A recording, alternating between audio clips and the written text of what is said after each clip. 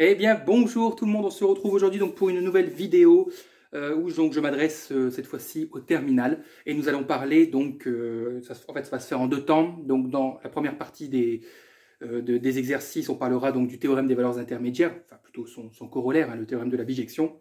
Et dans une seconde partie, on apprendra, enfin on révisera plutôt le calcul des limites avec des formes indéterminées. Comme d'habitude, vous avez l'énoncé des exercices, hein, ou de l'exercice, parce qu'on peut considérer que c'est un exercice global.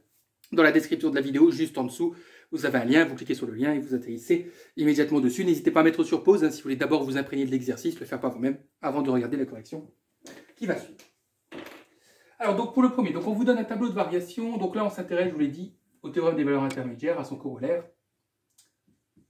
Alors donc moins l'infini, moins 2, plus l'infini. Donc on vous donne le tableau de variation d'une simple fonction f de x. Donc moins 5, je le recopie, hein, 8, moins 8, pardon. Et 5. Et en fait on vous demande donc de déterminer le nombre de solutions pour lesquelles f de x est égal à 0. Ok. Et donc ça fait partie, hein, c'est pour ça qu'on va utiliser le théorème des valeurs intermédiaires. Alors déjà, la première chose à laquelle il faut faire attention, c'est que nous, on veut que f de x soit égal à 0, pas x. C'est pas la même chose. Hein. Donc nous, ce qu'on souhaite, c'est que l'image soit égale à 0, pas l'antécédent. Donc la première ligne ne nous intéresse pas. On se fiche de savoir quand x passe par 0. Nous, ce qui nous intéresse, c'est quand f de x passe par 0. Bah, écoutez, étudions les deux phases, les deux parties de ce tableau de variation. Alors, vous avez f de x qui vaut moins 5 et il descend jusqu'à moins 8. Est-ce qu'il passe par 0? Bah non. Donc cette première phase du tableau de variation ne nous intéresse pas. Puis ensuite, il part de moins 8 et il monte jusqu'à 5. Est-ce qu'à un moment donné, il passe par 0? Bah oui, parce que pour passer de moins 8 à 5, vous devez forcément passer par 0. Et donc, c'est sur cet intervalle-là que nous allons utiliser le corollaire du théorème des valeurs intermédiaires. Alors, vous savez, en fait, l'utilisation de ce théorème est très littéraire, en réalité, parce qu'on vous demande d'écrire une jolie phrase, voilà, bien écrite, sans faute d'orthographe si possible. Et puis voilà, il n'y a pas de calcul particulier, sauf si après on vous demande de déterminer la valeur des abscisses, de l'abscisse ou des abscisses, pour lesquelles f de x est égal à 0. Mais en tout cas, ici, dans l'exercice que je vous propose, ce n'est pas le cas. On vous demande juste de donner le nombre de solutions qu'il y a. Donc, à partir du moment où on vous demande de rechercher le nombre d'abscisses pour lequel f de x est égal à 0, donc je vous dis forcément corollaire du théorème des valeurs intermédiaires. Alors, ce corollaire du théorème des valeurs intermédiaires, que j'abrège par ici les initiales, hein, donc CTVI, il y a plusieurs conditions tout de même à respecter. Et d'ailleurs, ces conditions vont faire partie de la jolie phrase que vous allez écrire, enfin que l'on va écrire après. La première chose, c'est que vous devez affirmer que la fonction est continue sur l'intervalle en question. Donc f est continue. Alors ici, l'intervalle, c'est pas moins 8, 5. Hein. L'intervalle, c'est toujours, quand on parle d'un intervalle, on parle toujours des valeurs de petit x. Donc ici, l'intervalle, c'est moins 2 plus l'infini. Donc f est continue sur moins 2 plus l'infini. Bon, j'exclus moins 2, mais si vous l'incluez, c'est pas très grave. Ensuite, f doit être strictement monotone, c'est-à-dire que f doit être strictement soit croissante, soit décroissante. Vous ne pouvez pas appliquer le corollaire du théorème des valeurs intermédiaires si votre fonction, en fait, sur un intervalle où votre fonction est croissante puis décroissante.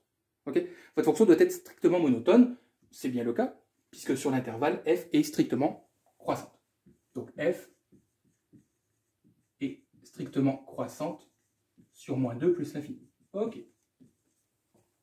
Et puis la troisième chose dont nous avons besoin pour appliquer le corollaire du théorème des valeurs intermédiaires, certains l'appellent le théorème de la bijection, hein, c'est pareil, c'est que nous devons bien sûr connaître les images des extrémités, hein, des points des extrémités de l'intervalle en question.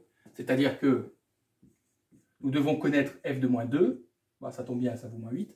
Bah, pourquoi on doit connaître f de moins 2 et la limite en plus l'infini? Bah, parce que si on ne les connaissait pas, bah, on ne saurait pas si f de x passe par 0. Comprenez? Si on ne connaissait pas f de moins 2 et si on ne connaissait pas la limite en plus l'infini, qu'est-ce qui nous permettrait de dire que f de x passe par 0 dans cet intervalle, hein? Ce serait complètement absurde. Donc là, voilà, c'est juste, il faut juste connaître ces valeurs, mais ici on nous les donne. Attention, ne mettez pas f de plus l'infini, hein. Ça n'a pas de sens. C'est la limite quand x tend vers plus l'infini de f de x qui vaut 5. Et là, vous avez tout ce qu'il faut pour écrire votre jolie phrase et appliquer le corollaire du théorème des valeurs intermédiaires. Donc, voici comment on va procéder. On va écrire, on sait, en fait, on va reprendre les informations. Hein. Donc, on sait que f est continue et strictement croissante sur moins 2 plus l'infini, avec f de moins 2 égale moins 8, et limite quand x tend vers plus l'infini de f de x égale 5. Point virgule ou un point, peu importe.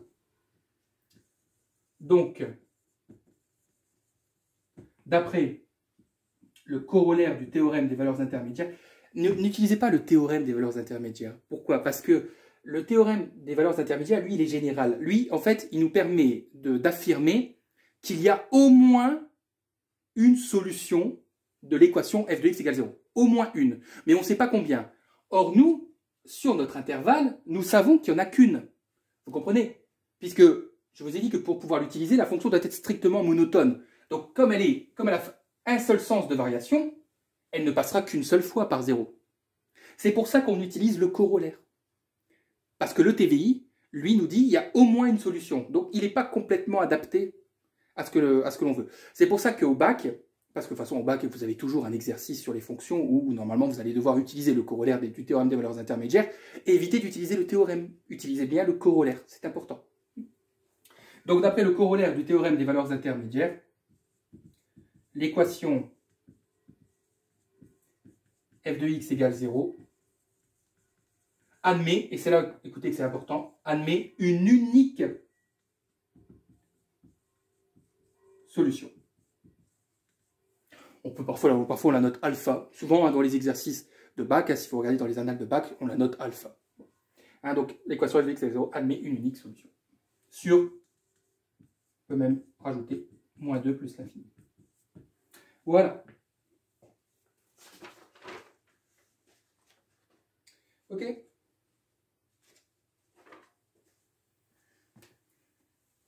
Bon, voilà, là c'était simplement de la pure révision. Hein. Donc mettez sur pause pour recopier, on passe au deuxième cas.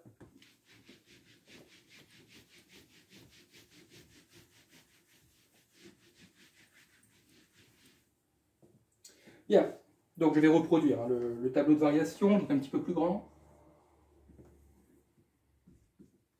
Alors, moins l'infini, moins 2, 4 et plus l'infini. Donc on vous donne les variations d'une fonction.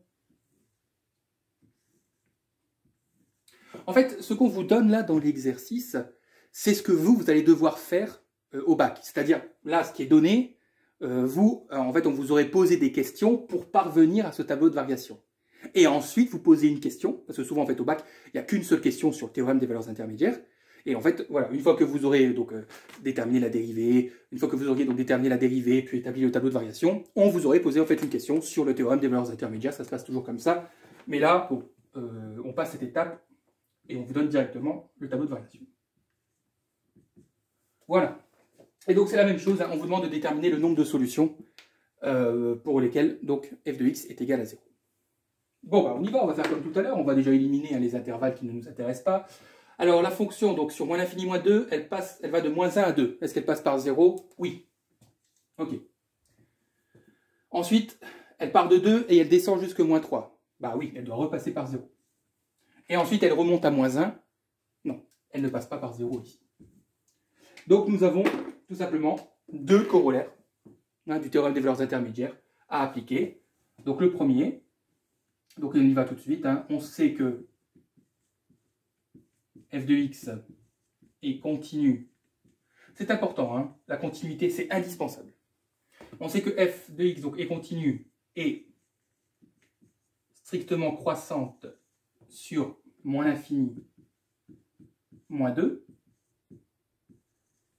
avec limite lorsque x tend vers moins l'infini de f de x qui vaut moins 1, et f de moins 2 qui vaut 2.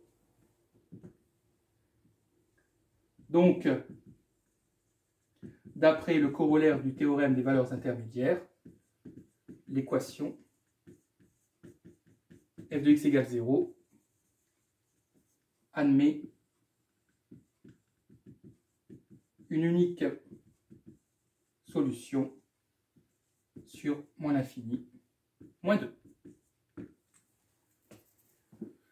Et vous faites la même chose pour l'intervalle moins 2, 4. Là, c'est juste une révision pour... Voilà, là, c'est juste un rappel pour l'exercice suivant. Et pour qu'on soit bien d'accord sur les éléments qu'il faut indiquer dans votre phrase. Ça peut paraître anodin, en fait, de dire, en fait, ça sert à rien, on sait tout ça, on sait déjà. Bah, si vous le savez, bah, tant mieux pour vous. Mais si vous aviez des doutes, voilà. Si vous indiquez, comme je vais marquer avec le premier cas, la continuité, la monotonie, les images, et que vous utilisez le corollaire, c'est OK. Vous aurez votre point à l'épreuve du bac.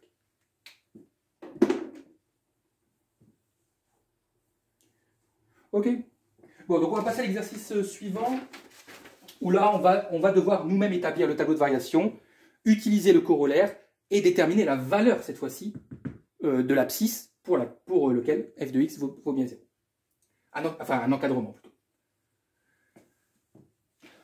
Donc, on va devoir utiliser la calculatrice. Collège, ça suffit largement. Hein. Vous embêtez pas avec les calculatrices graphiques au bac.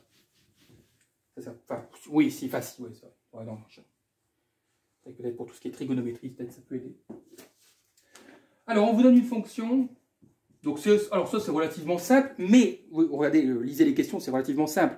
Mais en même temps, c'est ce que vous aurez au bac. Vous ne pouvez pas échapper à ce genre de questions. Mais vous aurez bien sûr une fonction un peu plus difficile, une fonction exponentielle ou bien logarithmique. Alors, donc, on a une fonction du 3e degré. Et donc, on vous demande donc d'établir le tableau de variation de la fonction. Et donc, vous savez que pour pouvoir établir le tableau de variation, nous devons d'abord déterminer la dérivée. Donc, on y va, f' de x. Donc, 3x carré moins 2x plus 1. Moi, je pense que c'est OK.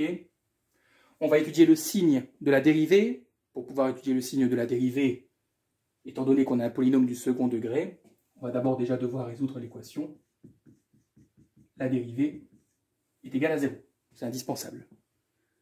Parce que vous ne pouvez pas savoir si la fonction est négative ou positive si vous ne savez pas déjà quand elle passe par 0.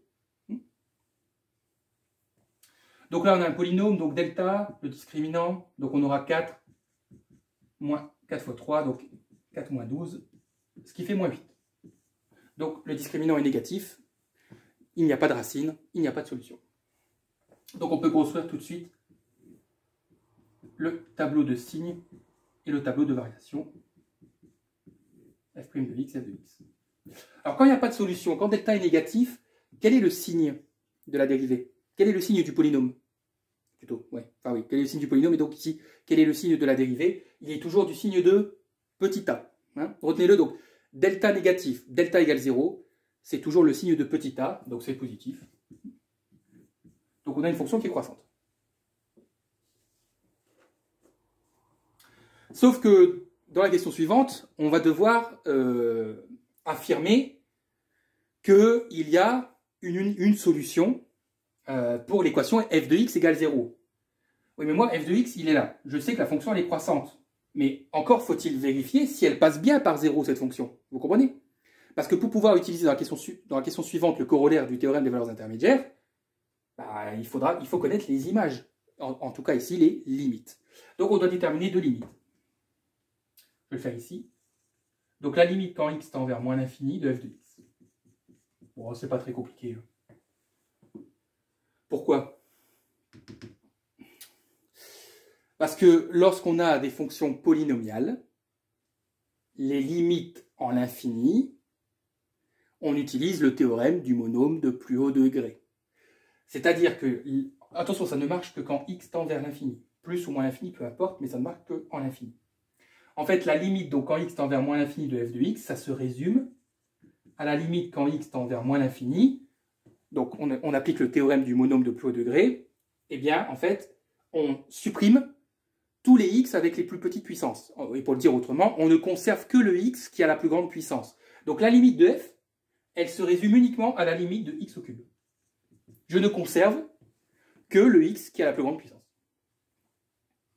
Or, moins l'infini au cube, donc vous avez moins l'infini fois moins l'infini fois moins l'infini. Moins fois moins fois moins, ça ne fait pas plus, ça fait moins. Donc ça fera moins l'infini. Bon, c'est logique, la fonction est croissante, donc si ça avait été plus l'infini, ça aurait été un petit peu inquiétant.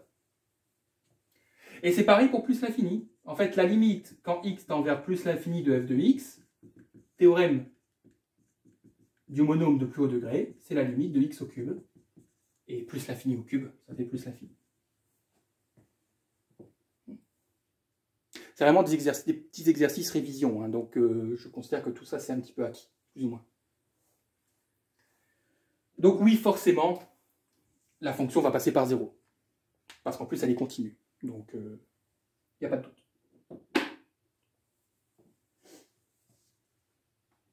Et c'est pour ça que dans la question suivante, on vous demande de démontrer que l'équation f de x égale 0 admet bien une unique solution que l'on notera alpha. Donc ça, en fait, c'est ce qu'on vient de voir dans les deux exemples précédents. C'est le corollaire du théorème des valeurs intermédiaires. Donc on y va. Donc ça, c'est la question 2. Donc, ce que j'ai fait là, de noter, si c'est des points, ce sont des images, si c'est moins l'infini plus l'infini, ce sont des limites, faites-le instinctivement. Dès que vous construisez un tableau de variation, même au bac, même si ce n'est pas demandé, faites-le. Franchement, ça peut plaire au correcteur. Au moins, vous avez fait l'effort de le faire. Donc, on sait que... Oula, j'ai écrit 2 fois, ça ne sert à rien. On sait que f de x est continue et strictement croissante sur R. Pas besoin d'écrire moins l'infini plus l'infini. R, c'est pareil. Donc, est continue et strictement croissante sur R. Avec la limite quand x tend vers moins l'infini de f de x qui est égal à moins l'infini, et la limite quand x tend vers plus l'infini de f de x qui est égal à plus l'infini. Donc, d'après le corollaire du théorème des valeurs intermédiaires, l'équation f de x égale 0 admet une unique solution alpha. On pourrait même rajouter une unique solution alpha telle que f de alpha est égal à 0. Okay, en fait, si vous remplacez alpha dans la fonction, ça vaut bien 0. Donc on peut écrire f de alpha est égal à 0.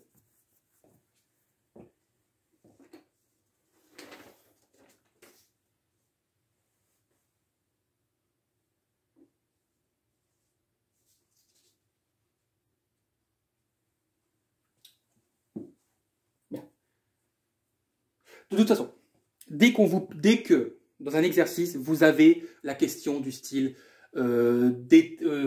démontrer que l'équation f de x égale 0 admet une unique solution corollaire du théorème des valeurs intermédiaires. Il n'y a même pas de question à se poser. Ce genre de question, f de x égale 0, combien de solutions? Ok, vas-y, corollaire du théorème des valeurs intermédiaires. Allez, mettez sur pause. Enfin, je vais effacer que le haut. Et donc, on vous demande un encadrement de alpha. Donc, un encadrement, ça veut dire que on veut quelque chose comme ça. Hein, alpha est compris entre deux valeurs. Un encadrement de alpha au centième. Okay, donc, de chaque côté, je veux des réels avec 2 chiffres après la virgule. Okay, au centième. Alors là, c'est très simple, vous prenez votre calculatrice et vous allez dans le menu table.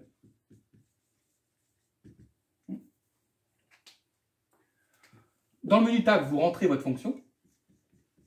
Donc vous tapez x au cube moins x carré plus x plus 2. Ouais.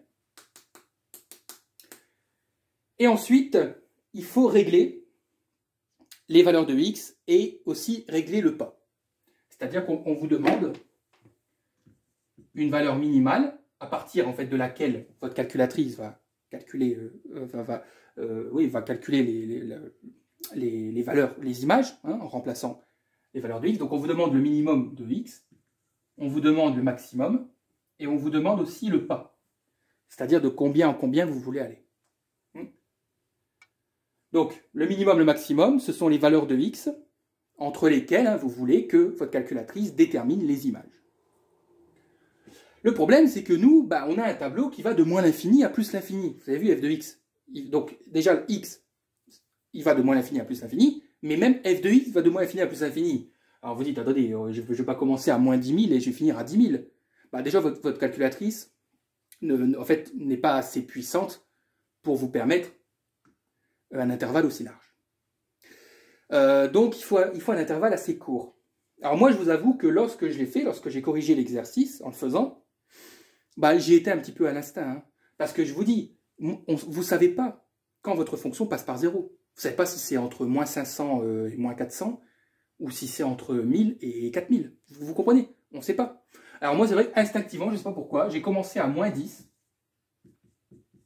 et j'ai été jusque 10. Je me suis dit, je vais essayer, en gros, le milieu de la fonction. Vous voyez ce que je veux dire? Le milieu, c'est-à-dire, je prends le petit intervalle là, de l'axe, où ça passe par 0, quoi. Bon, où x vaut 0. Et j'ai commencé par fixer un pas de 1. Et alors, lorsque j'ai appuyé sur exécuter sur ma calculatrice, donc vous avez normalement un petit tableau qui s'affiche avec donc les valeurs de x qui vont de moins 10 jusqu'à 10. Okay. Et vous avez donc votre calculatrice vous a déterminé les images de toutes les valeurs entre moins 10 et 10 avec un pas de 1. Donc moins 10, moins 9, okay, 9, 10, etc.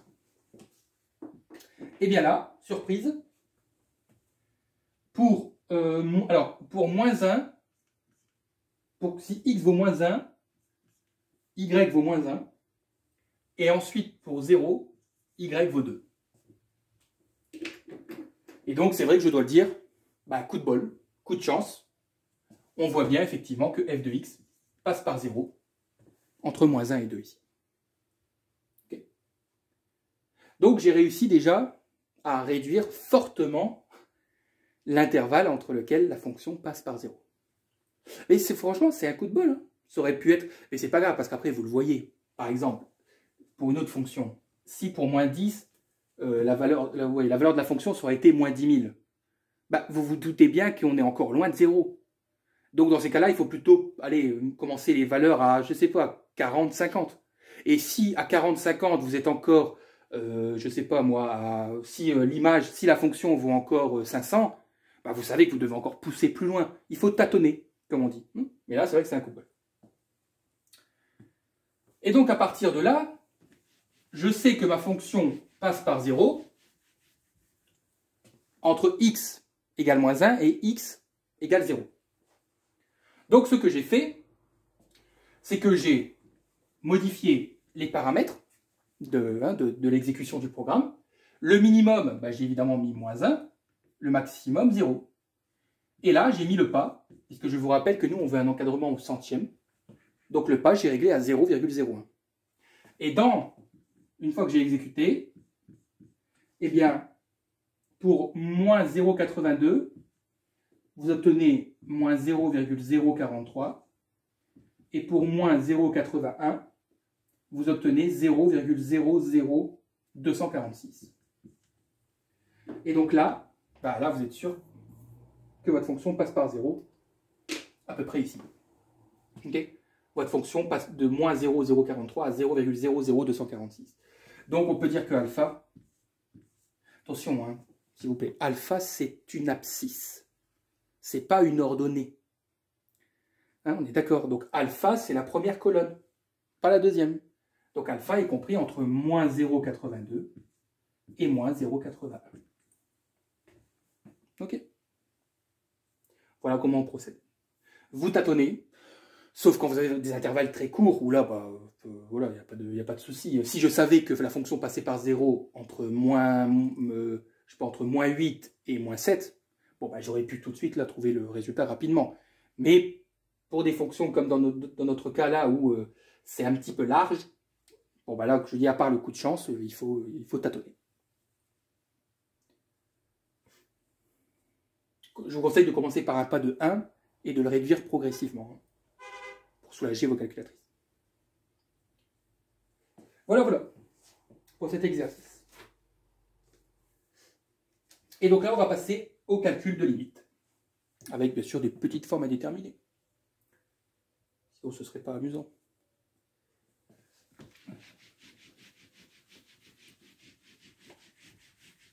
Bien. Alors, ah oui, on va commencer léger, ça va. Donc limite, quand x tend vers plus l'infini, de racine de x carré moins 3x. Alors, avant de paniquer et de se dire wow, on va avoir une forme à déterminer, bah, vérifiez déjà si vous avez une forme à déterminer. Alors, on y va.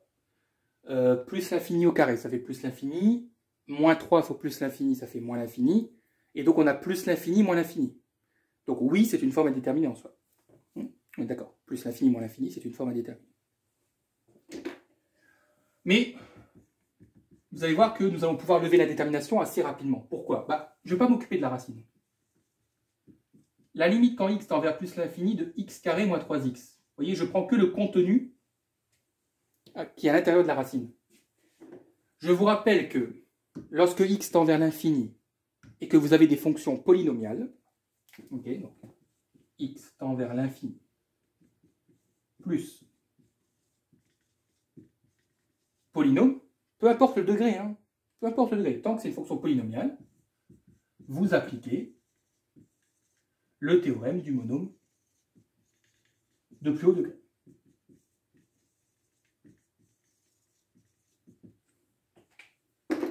Donc la limite en ça revient à déterminer la limite quand x tend vers plus l'infini de x carré. Je vous l'ai dit, vous ne conservez que le x le plus grand. Or, plus l'infini au carré, ça fait plus l'infini. Et donc par conséquent, la limite quand x tend vers plus l'infini de la racine carrée de x carré moins 3x, ça va être quoi? Bah, la limite de ce qu'il y a dans la racine, c'est plus l'infini. Et la racine carrée de plus l'infini, bah, ça fait plus l'infini. Voilà. Donc c'est une demi-forme à déterminer. En fait, c'est pas totalement une forme à déterminer.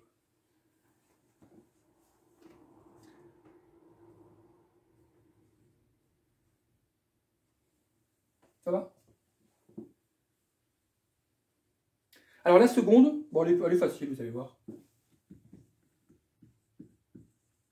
Donc la limite, quand x tend vers moins 1 plus de la racine de 1 moins x sur 1 plus x. Ouais. Ok. Bah, on va remplacer x par moins 1. Hein, parce que quand on dit que x tend vers moins 1 plus, en fait, ça, hein, concrètement, on remplace x par moins 1. Alors attention, ce que je vais noter en bleu, vous ne notez pas sur votre copie. Vous le notez sur votre brouillon, mais pas sur votre copie. Ça va faire 1 moins moins 1. 1 moins moins 1, ça fait 1 plus 1, ça fait 2. 1 moins 1 plus. Alors c'est là où... Parce que 1 moins 1, ça fait 0. Et on ne peut pas diviser par 0. Mais on n'a pas moins 1 totalement. On n'a pas vraiment moins 1, on a moins 1 plus. Alors c'est quoi moins 1 plus? Si vous deviez donner une valeur très proche de moins 1 plus, on est donc sur un repère, on a moins 1 plus. C'est-à-dire que nous sommes à droite de moins 1. Hein, vous pouvez vous repérer comme ça. Quand on donne un nombre plus, ça veut dire qu'on est à droite et moins, on est à gauche. Donc moins 1 plus, je suis à droite. Donc, allez, on est à combien? On est à moins 0,99999. Vous comprenez? Moins 0,99999. Si vous faites 1 moins 0,99999, ça va tendre vers quoi? Enfin, le résultat sera comment? Il ne sera pas totalement égal à 0. Il sera égal à peu près à...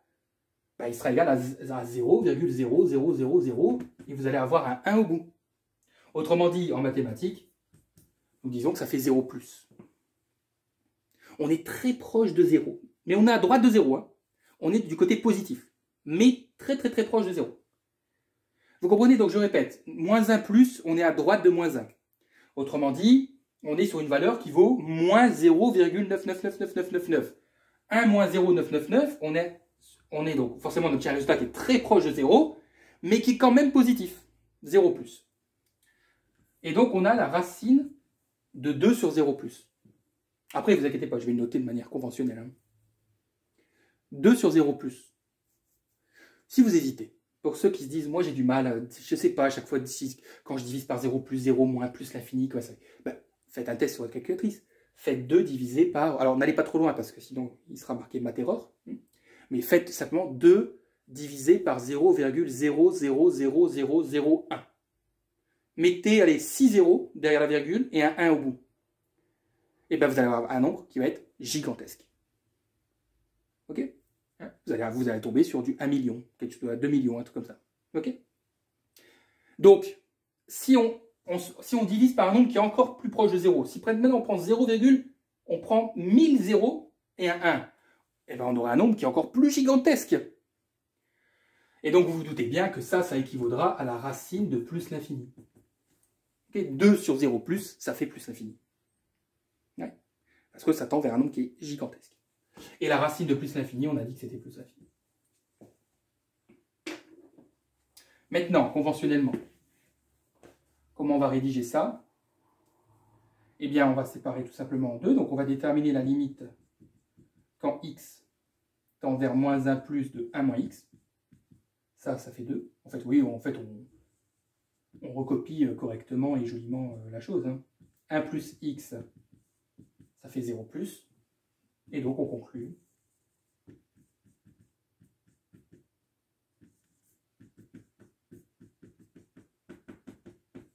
Voilà une manière de le noter au bac. Hein, ou dans vos interrogations, dans vos DS, tout ce que vous voulez. Vous voyez, en fait, on décompose. Voilà. Mais ça, ne le notez jamais, hein, ce qui est en bleu. Non, là, vous allez le faire gronder. C'est même un motif, on pourrait presque vous retirer des points. Mais c'est ça. Et vous voyez, ça aide hein, de faire ça sur le brouillon. Vraiment, hein, pour ceux qui ont du mal. Voilà, donc elle n'était pas compliquée, pourquoi? Parce que ce n'est pas une forme indéterminée. Mais elle était... il fallait connaître voilà, quelques propriétés. Hein, je pense que j'ai pris assez de temps pour détailler tout ça. Allez, la troisième, mettez sur pause à chaque fois pour recopier.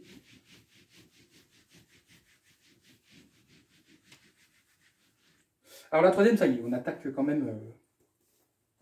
Là, on rentre dans le sérieux. Donc limite, quand x tend vers plus l'infini, de la racine de x carré plus 1, moins la racine de x carré moins 1. Écoutez, vérifions si on a une forme indéterminée. Donc pareil, hein, tout ce qui est en bleu sur votre brouillon. Alors on aura quoi? On aura donc plus l'infini au carré, plus l'infini, plus 1. Ça fait plus l'infini. Donc on aura racine de plus l'infini, moins plus l'infini au carré, plus l'infini, moins 1. Plus l'infini, donc moins la racine de plus l'infini. Autrement dit, on aura un infini moins l'infini. Vous êtes d'accord avec ça? Là, on a dit que la racine de plus l'infini, c'était l'infini, plus l'infini. Donc on aura l'infini moins l'infini. Donc oui, nous avons bien une forme indéterminée.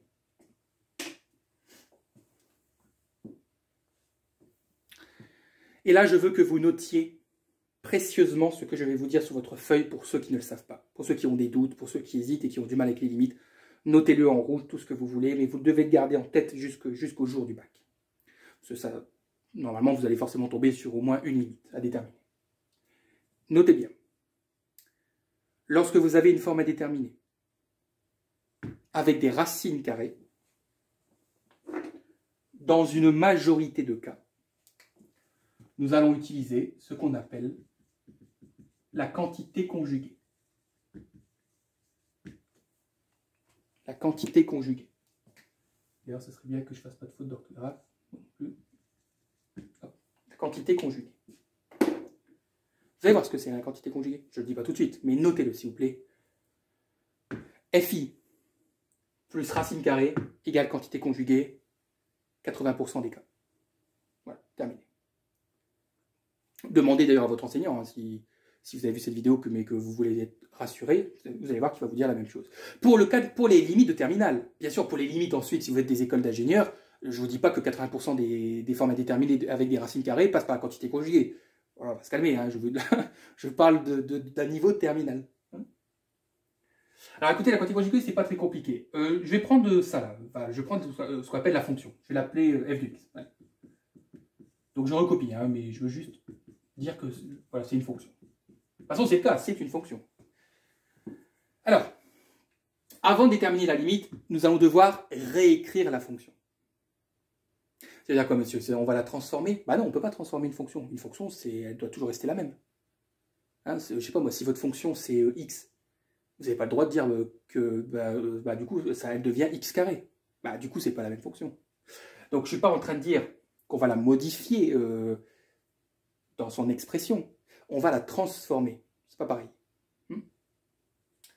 Regardez bien en quoi ça consiste. Là, j'applique la quantité conjuguée. Hein. Là, je vais pas la quantité conjuguée, ça arrive maintenant, dans la deuxième ligne. Regardez ce que je vais faire. Je vais recopier tranquillement. Et je vais multiplier par quelque chose. Je vais multiplier par une fraction. Ok, comment ça? Regardez ce que je vais faire. C'est très simple, ne vous inquiétez pas. Je vais réécrire la même chose. Regardez bien. Donc, je réécris les deux racines. À la seule différence qu'entre les deux racines, je vais mettre un plus. Ah, attendez, c'est pas fini. Vous comprenez? Suivez bien.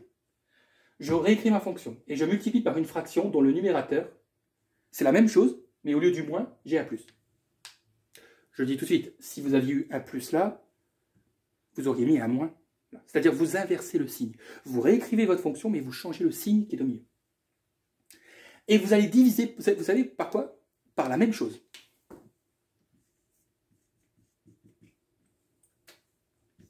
Je recopie. J'ai divisé exactement par la même chose. Vous allez me dire, attendez, qu'est-ce que c'est que ce bordel? Déjà, avant d'expliquer ce bordel, est-ce que ma fonction a été modifiée? Bah, vous allez dire, bah oui, on n'a quand même pas multiplié par un petit truc, on n'a pas multiplié par 2. Mais oui, mais attendez, si le numérateur est égal au dénominateur, ça fait 1. Donc ma fonction est exactement identique. Je n'ai pas modifié ma fonction. Ma fonction, c'est la même chose que ça.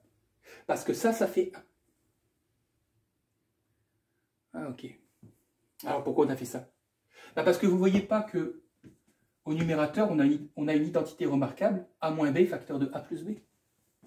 Avec a qui vaut racine de x carré plus 1 et b, racine de x carré moins 1.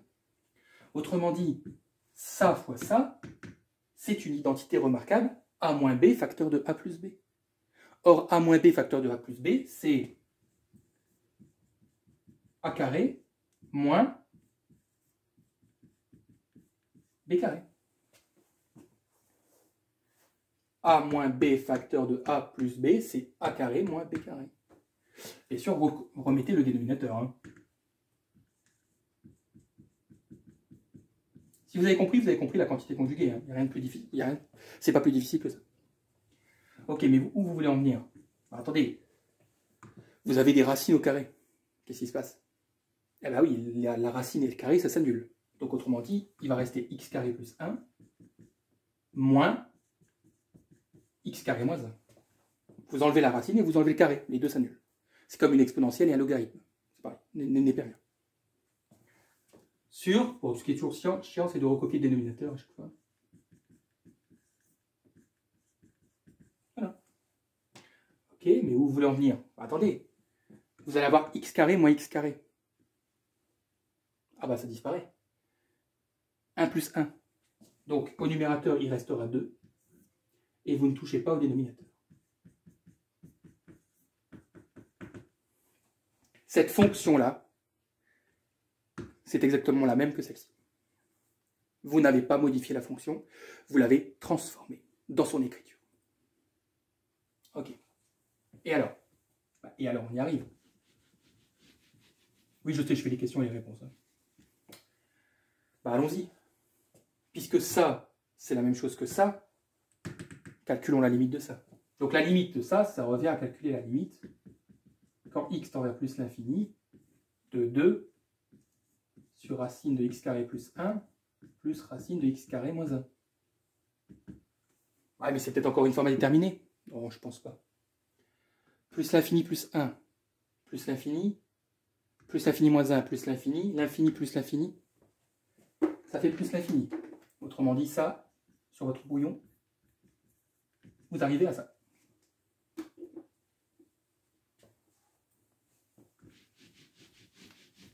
Et ça fait quoi 2 sur plus l'infini? Tapez sur votre calculatrice pour ceux qui hésitent, 2 sur 1 milliard. Vous allez avoir un nombre qui est très proche de 0. Autrement dit, ça fait 0 plus. Nous avons levé la détermination en utilisant la quantité conjuguée. Et c'est ça, la quantité conjuguée. C'est tout ce qu'on a fait. Qu'est-ce que vous voulez? Je ne peux pas faire plus, là.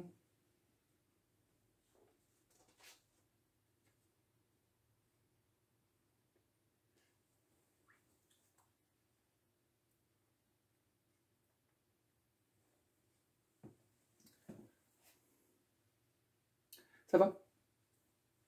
Bien. Alors, la dernière, bon, elle est un petit peu subtile. Je vais vous donner la correction. On ne sait jamais que vous tombez sur ce genre de choses, mais bon, elle est un petit peu bizarre. Donc, la limite quand x tend vers 3 de racine de 3x moins 3 sur x moins 3. Bon, vérifions si on a une forme à déterminer. Alors, donc x tend vers 3. D'ailleurs, vous avez vu qu'on ne dit pas 3 plus ou 3 moins. Ici, ça n'a pas d'importance, c'est 3 tout court. 3 fois 3, 9. Racine de 9, ça fait 3. Et 3 moins 3, ça fait 0. Et au dénominateur, 3 moins 3, ça fait 0. Et donc oui, nous avons une forme à déterminer. Parce que 0 sur 0, ça fait ni 1, ni 0. Hein. Je préfère vous le dire.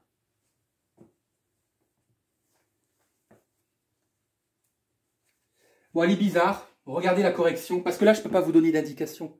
Parce que vous savez, lorsqu'on a des formes à déterminer, très souvent, pour lever la détermination, il y a des techniques. La quantité conjuguée, le théorème du monôme de plus haut degré, etc. Mais parfois, il n'y a rien pour vous aider. Vous avez une forme à déterminer et vous devez vous débrouiller pour lever la détermination. C'est-à-dire, ce que je veux dire, c'est que vous n'avez aucune propriété, aucun théorème que vous pouvez utiliser. Vous dites, bah oui, mais alors comment on fait? Bah, faut tester des trucs.